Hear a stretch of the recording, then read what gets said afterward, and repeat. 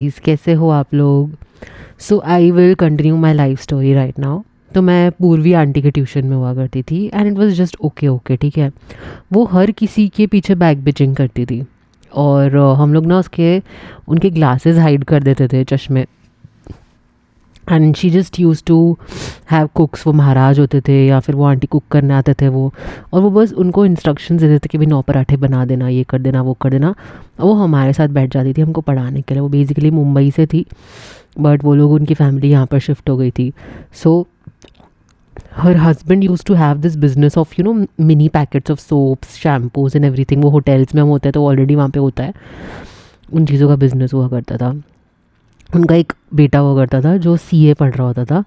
Cut to now she has cancer and the son is married to a woman, और उन दोनों के twins है बच्चे।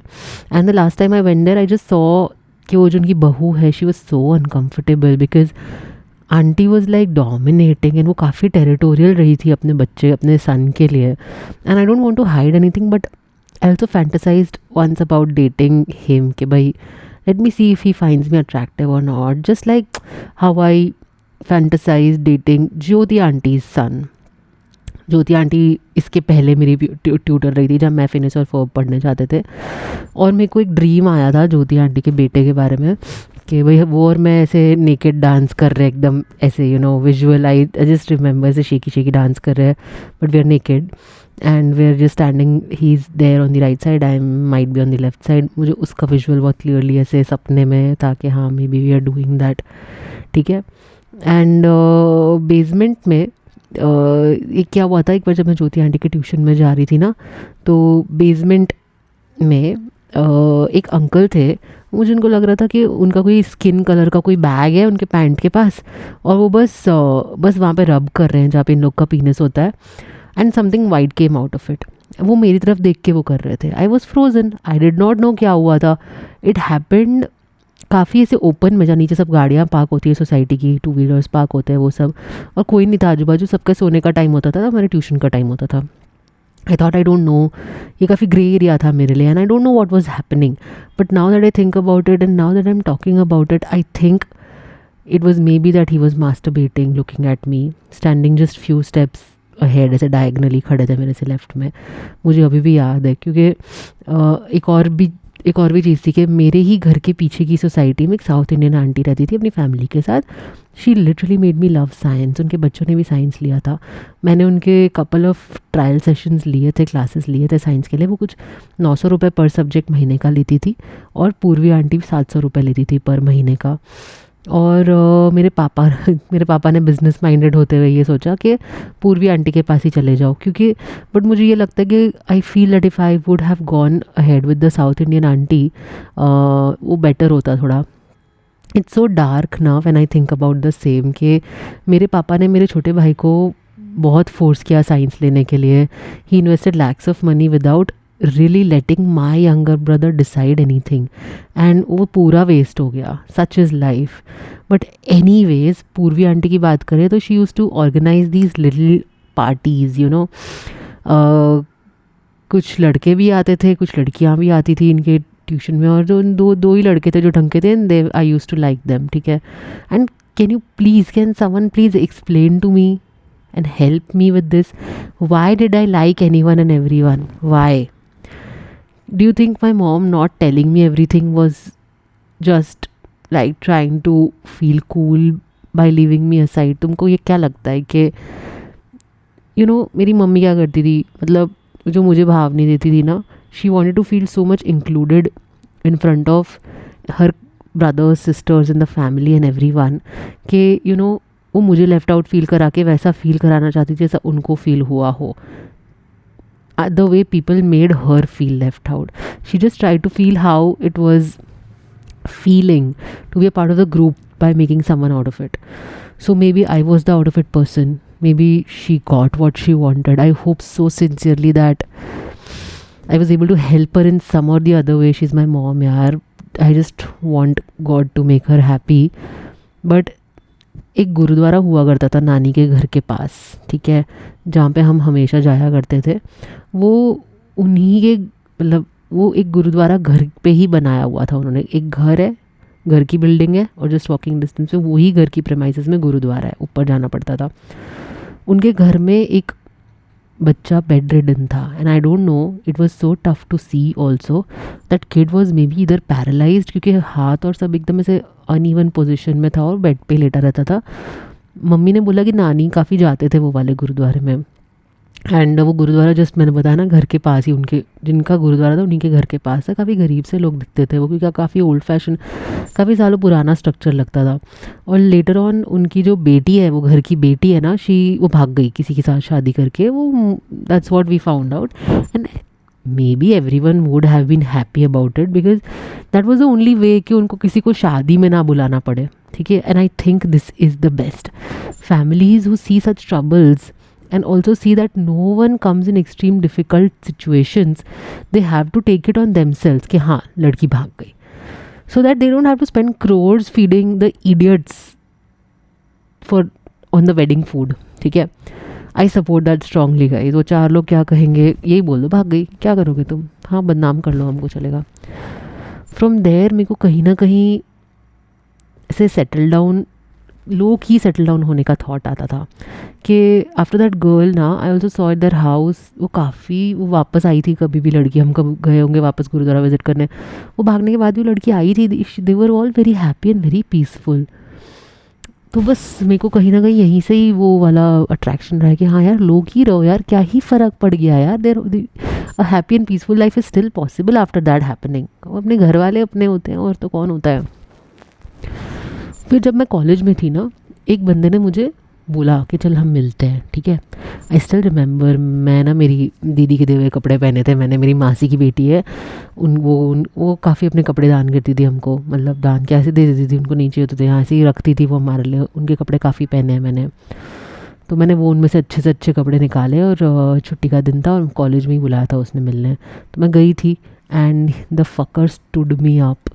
उसका रिंगटोन था yellow by Coldplay, and then I learn के guys like this also exist.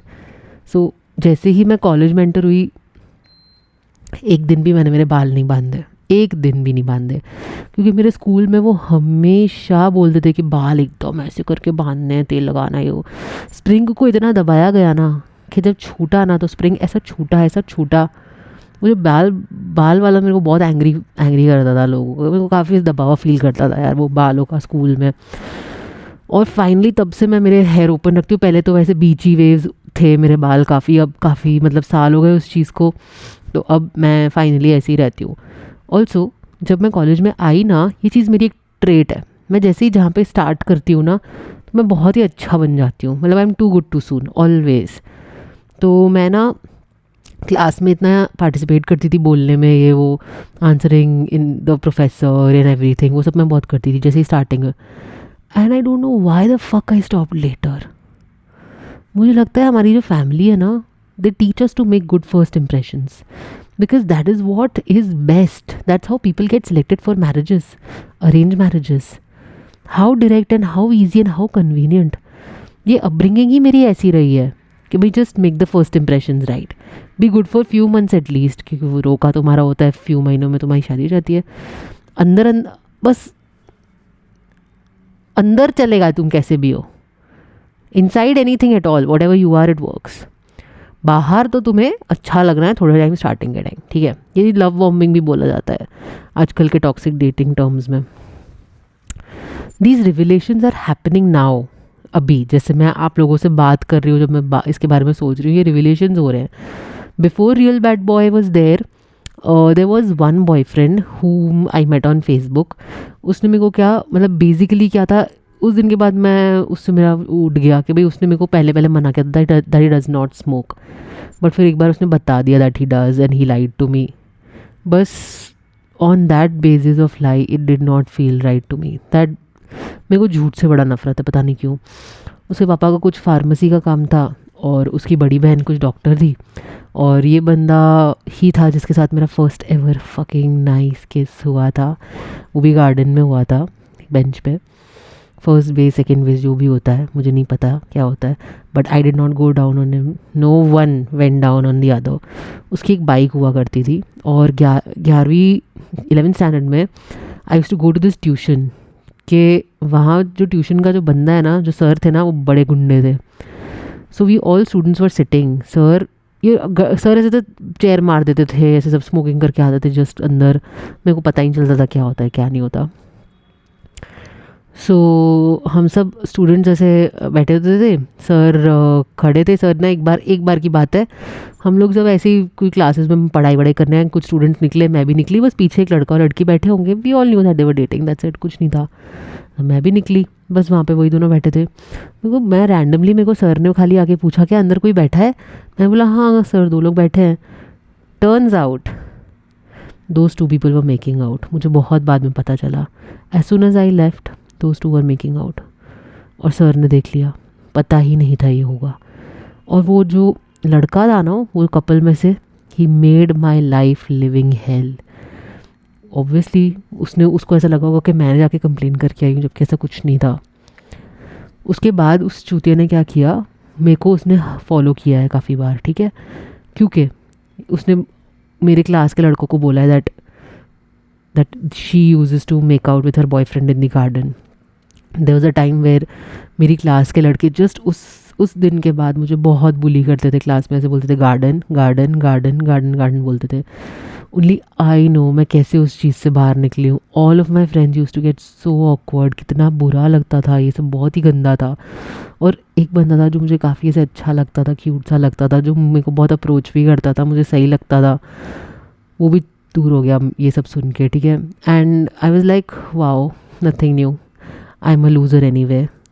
And this continued even after my breakup ना. ये कंटिन्यू हुआ कि आई रिमेंबर समवन, मैं वहाँ पे गार्डन में थी, maybe one last time उसको मिलने आई होगी, and someone was recording our video outside the garden. And all of these people like ऐसे साउंड्स करते थे स्कूल में मेरे को बुली करने के लिए. Very dark phase of life. It was very, I used to feel so stuck कि भाई क्या हो रहा है मेरे साथ. One day I just asked my boyfriend के you know, then he must have like obviously कि भाई हैंडल कर ले भाई. हम लोगों के फेसबुक पासवर्ड्स थे एक दूसरे के पास. तो जैसे ही मैंने एक बार उसका फेसबुक देखा ना, I saw he was kind of begging to one of the friends of the guys who are bullying me. फिर मैंने उसको ज़्यादा कुछ बोला नहीं, because I was not raised to tell things to a man. वो मेरी आंटी करती थी, मेरी मम्मी नहीं करती थी. मेरी मम्मी कभी मेरे पापा को नहीं बताती थी, और डिफरेंट एंटिटीज़. तो आई don't know how they were living. May be compromise life थी इन लोगों की, इसलिए मेरे पापा मेरे दादाजी मेरी दादी से ज़्यादा क्लोज थे, या मेरे पापा ऑलरेडी उन लोगों से ज़्यादा क्लोज थे, इसलिए मेरी मम्मी कभी उनमें कन्फाइड नहीं कर पाई. That was a really sad thing, I know. But one day क्या हुआ, the boyfriend started saying that he was just sitting. वो बैठा था, जैसे बेड है, बेड के नीचे ज़मीन पे बस बैठा था, और उसके लैप पे एक मानसी, उसकी कोई बेस्ट फ्रेंड थी उसकी ग्रुप में, वो बस लेटी हुई थी उधर ही नीचे ही ज़मीन पे ही सर रखा हुआ था उसने. और मानसी को भी नींद आ गई, और उसको मतलब वो भी ऐसे ऐसे झुटका करा था, नींद करा था. And then both of them got sleepy. And उस स्लीप में बस उसने बेंड, उसका मुंह ऐसे बेंड हुआ होगा, and people saw that they were kissing. ये चीज़ उसने मुझे बताया. मैं बोला ऐसे कैसे हो सकता है. मेरे को प्रॉब्लम नहीं थी किसिंग से, कर लो, हो जाता है सब कुछ, ठीक है, तुम्हें तो पता है मेरी चाइल्डहुड कैसा रहा है. My problem was with the lie. I started feeling fishy, but mentally I think I had checked out since a while. मेरा 12th स्टैंडर्ड आने वाला था, and that ended. But हाँ, एक और चीज़, ये अभी तक रियल बैड बॉय का फेज़ आया नहीं है बातों बातों में, तो अभी के लिए तो वीडियो इतना ही है, बट श्योरली नेक्स्ट टाइम उसके बारे में भी बात करेंगे. I have a few questions before ending. Why the fuck did I fantasize about dating so many fucking random boys in life? मुझे कहीं ना कहीं लगता है कि मूवीज़ में देखते हैं हम ऐसे रैंडमली कोई भी आ जाता है, एंड लाइफ उड़ता ही फिरूं इन हवाओं में, कहीं वो हो जाता था.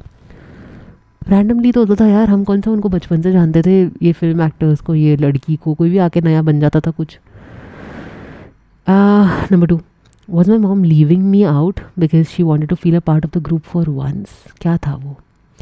Number 3, did that uncle, that masturbating fucking uncle, he was looking at me when I was little basement में, क्या वो ये कर रहे थे, या फिर वो ऑलरेडी वो कर रहे थे और मैं आई? क्या था वो, क्या हो सकता है?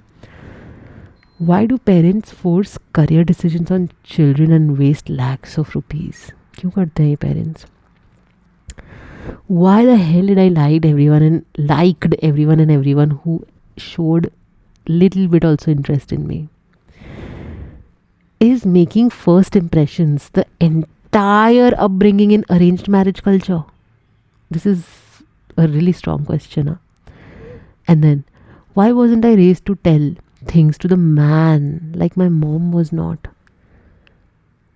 Why?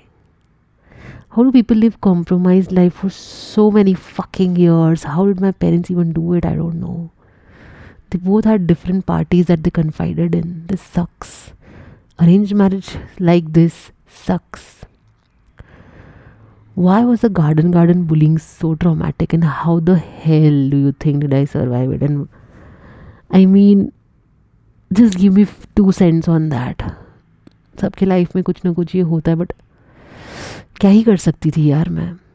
And then, when does the mental checkout really happen in relationships? Tell me in the comments.